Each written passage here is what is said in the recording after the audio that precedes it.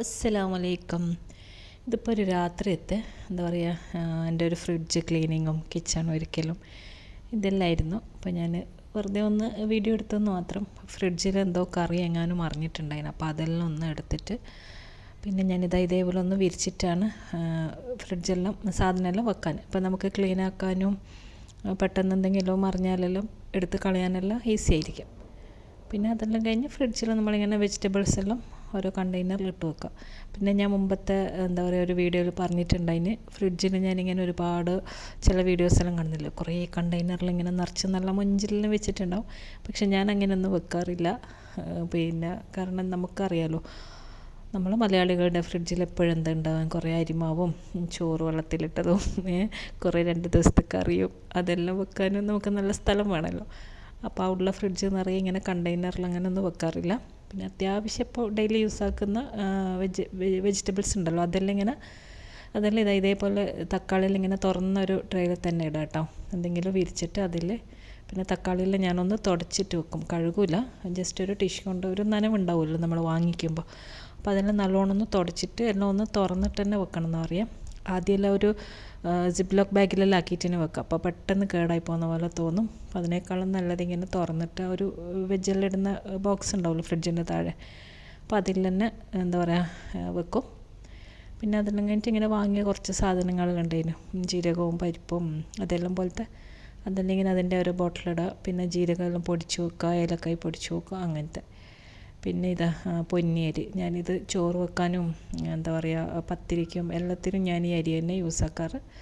അപ്പോൾ അതിങ്ങനെ ഒരു 5 കിലോ വാങ്ങി വെച്ചാൽ കുറേ നാളുണ്ടാവും. എനിക്കൊരു 1 മന്തിൻ്റെ അടുത്ത്. ചോറ് വെക്കുന്നത് എപ്പോഴും മറ്റ് പുലാവും അങ്ങനത്തെ എല്ലാം ഫ്രൈഡ് റൈസ് എല്ലാം കൊണ്ട് നമുക്ക് എപ്പോൾ ഇത് ഈ ബസ്മതി റൈസാണ് കൂടുതൽ ചിലവാകുന്നത്. അപ്പോൾ ആദ്യമായിട്ട് ഞാനിങ്ങനെ മിസ്റ്റർ ഷെഫിൻ്റെ അരി വാങ്ങിയിട്ടുള്ള നോക്കണം വെച്ചിട്ട് എങ്ങനെയുണ്ട്. പിന്നെ അതെല്ലാം ഇങ്ങനെ എന്താ പറയുക ഓരോ ബോട്ടിലാക്കിയിട്ട് അതിൻ്റെ കണ്ടെയ്നറിലിട്ട് സൂക്ഷിച്ച് വെക്കാം. പിന്നെ ഇത് ഏറ്റവും നല്ലൊരു പണിയാണ് ഈ മല്ലിയില ക്ലീൻ ആക്കൽ. പിന്നെ ഇവിടെ അങ്ങനെ അധികം കച്ചറൊന്നും ഉണ്ടാവില്ല, നാട്ടിലെ പോലെ കുറേ മണ്ണും വേരും അങ്ങനെയൊന്നും ഉണ്ടാവില്ല. ഇത് ഓൾമോസ്റ്റ് എല്ലാം ക്ലീൻ ആക്കി എല്ലാം കട്ട് ചെയ്തിട്ട് നമുക്കൊരു വലിയ ബോക്സിൽ കിട്ടും, അല്ലാതെ ഉണ്ടാവും. അപ്പോൾ അതെല്ലാം ഇങ്ങനെ അതിൻ്റെ തന്നെ ബോക്സിലെല്ലാം ഇട്ട് വെക്കുക. അപ്പോൾ ഇങ്ങനത്തെ എല്ലാം പണിയായിരുന്നു. ഇതെല്ലാം രാത്രിയായിരുന്നു. വൈകിട്ട് സാധനമെല്ലാം വാങ്ങി വന്ന് പിന്നെ വേറെ എന്തെല്ലോ തിരക്കായി. പിന്നെ വീക്കെൻഡ് പുറത്ത് വെക്കും, അങ്ങനത്തെ കുറേ തിരക്കെല്ലാമായിട്ട് കുറേ നാളെ ഫ്രിഡ്ജെല്ലാം ഒന്ന് ഒരുക്കണം എന്ന് വിചാരിക്കുന്നു. പിന്നെ അപ്പോൾ ഇന്ന് കറിയെല്ലാം മറിഞ്ഞപ്പോൾ ഞാൻ വിചാരിച്ചു എന്തായാലും തുടക്കണം. അപ്പോൾ പിന്നെ എല്ലാം കൂടി മൊത്തത്തിലൊന്ന് ക്ലീനാക്കി കളയാമെന്ന് വിചാരിച്ചു. അപ്പം ജസ്റ്റ് ഒന്ന് വീഡിയോ എടുത്തു, അത്രയേ ഉള്ളൂ. അപ്പോൾ രാത്രിയാകുമ്പോൾ നല്ല സമാധാനത്തിൽ ഇങ്ങനെ റേഡിയോയെല്ലാം വെച്ചിട്ട് ഞാൻ എപ്പോഴും അങ്ങനെ പണിയെടുക്കുക. പകലെല്ലാം വേറെ എന്തെങ്കിലും തിരക്കായിരിക്കും. ഇങ്ങനത്തെ ഈ പണി തന്നെ എന്താ പറയുക, ഫുഡ് ഉണ്ടാക്കലും വീഡിയോ എടുക്കലും അങ്ങനെയെല്ലാം ഉണ്ടാവും. അപ്പോൾ രാത്രിയാകുമ്പോൾ ഒരു സമാധാനത്തോടെ, ഇപ്പം നല്ല രാത്രിയല്ല, ഒരു 8-8:30 ആ ഒരു സമയമായിരുന്നു. പിന്നെ ഇതെല്ലാം കഴിഞ്ഞ് പിന്നെ നമ്മുടെ ബാത്റൂമിൽ നിന്ന് കുറച്ച് പണി ഉണ്ടായിരുന്നു. അപ്പോൾ അത് നോക്കാൻ വേണ്ടിയിട്ട് ഒരാളും വന്നിട്ടുണ്ടായിരുന്നു ബിൽഡിങ്ങിൻ്റെ. അങ്ങനെ അയാളും അവിടെ നിന്ന് പണിയെടുക്കുന്നുണ്ടായിരുന്നു. അപ്പോൾ എന്തായാലും അവർ പോയി കഴിഞ്ഞാൽ നമുക്കൊരു ക്ലീനിങ്ങും ഉണ്ടാവും. അപ്പോൾ ഇതെല്ലായിരുന്നു എൻ്റെ ഫ്രിഡ്ജിൻ്റെ അവസ്ഥ. ഇനിയിപ്പോൾ വെക്കാനുണ്ട് കേട്ടോ, ഇപ്പോൾ സ്ഥലമുള്ള നോക്കണ്ട. ഇനിയിപ്പോൾ ഉണ്ടാക്കിയ കറിയും എന്താ പറയുക ദോശമാവും അങ്ങനെയെല്ലാം നമ്മൾ കയറ്റി വെക്കുമല്ലോ.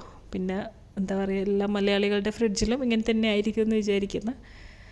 നല്ല മൊഞ്ചിൽ വെക്കാനുള്ള സ്ഥലമൊന്നും ഉണ്ടാവില്ല. ആദ്യത്തെ 1-2 ദിവസം ഉണ്ടാവും. ഇതായിപ്പോൾ പണിക്കാരനും പോകാൻ ആയി.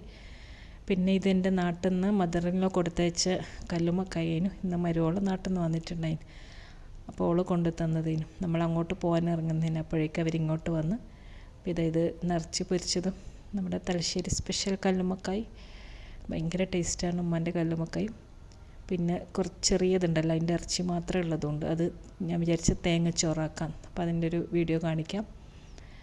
അപ്പോൾ ഇതാ കല്ലുമ്മക്കായ് ഞാൻ കിട്ടിയ പാടൊന്ന് ചൂടോടെ 3-4 പൊരിച്ച് നല്ലൊരു കട്ടൻ ചായയും കൂടി കുടിച്ചു. അങ്ങനെ പണിയെല്ലാം കഴിഞ്ഞു, ഇതെല്ലാം കുടിച്ച് റാഹത്തായി, അൽഹംദുലില്ലാ. അപ്പോൾ ഇതൊക്കെയായിരുന്നു എൻ്റെ രാത്രിയത്തെ ചെറിയ വിശേഷങ്ങൾ. അപ്പോൾ വീഡിയോ എല്ലാവർക്കും ഇഷ്ടപ്പെട്ടു എന്ന് വിശ്വസിക്കുന്നു. അപ്പോൾ അടുത്ത നല്ലൊരു വീഡിയോ ആയിട്ട് ഇൻഷാ അല്ലാഹ് ഇനിയും കാണാം. അസ്സലാമു അലൈക്കും, ബൈ ബൈ.